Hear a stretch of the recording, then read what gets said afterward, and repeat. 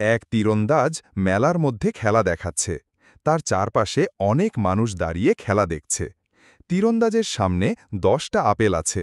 সে লোকদেরকে বলছে, আমি কোন আপেলটায় নিশানা লাগাব। লোকেরা বলল, আপনি 7 নম্বর আপেলে নিশানা লাগান। তীরন্দাজ তীর নিক্ষেপ করল। দেখা গেল 7 নম্বর আপেলে যেই তীর লেগেছে।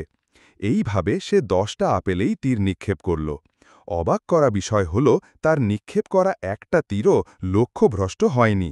সেই তীরন্দাজ উপস্থিত সমস্ত লোকদেরকে উদ্দেশ্য করে বলল, আপনারা কি সাক্ষ্য দিচ্ছেন আমি একজন ভালো তীরন্দাজ? সমস্ত লোকেরা বলল, হ্যাঁ, অবশ্যই আপনি একজন ভালো তীরন্দাজ।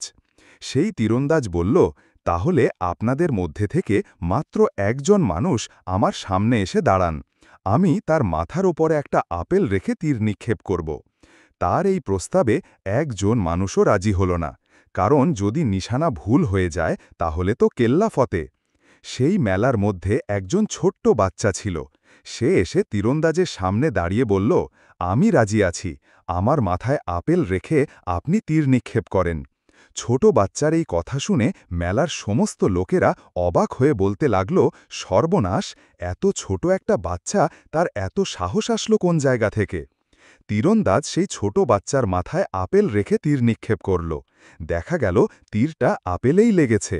এই দৃশ্য দেখে মেলার সমস্ত লোকেরা সেই ছোট্ট বাচ্চার আর তীরন্দাজকে বাহাবা দিয়ে বলতে লাগল, এই মেলার এতগুলো মানুষের কেউ সাহস পেল না, এই ছোট্ট বাচ্চাটা সাহস পেল কিভাবে? তখন সেই তীরন্দাজ বলল, শোনেন, আপনাদের প্রত্যেকেরই আমার প্রতি বিশ্বাস ছিল যে আমি তীর নিক্ষেপ করলে আমার তীর লক্ষ্যভ্রষ্ট হবে না। কিন্তু আপনাদের কারও একিন ছিল না, আর এই ছোট বাচ্চাটার একিন ছিল। কারণ হল, এই ছেলেটি আর কেউ না, সে আমারই সন্তান। ছোটবেলা থেকেই তার মাথায় আপেল রেখে এইভাবেই আমি তীর নিক্ষেপ করি, যার কারণে তার দিলের মধ্যে একিন হয়ে গেছে যে অবশ্যই অবশ্যই তীরটা এসে আপেলেই লাগবে। শোনো মুসলমান, আমরাও ওই মেলার লোকদের মতোই।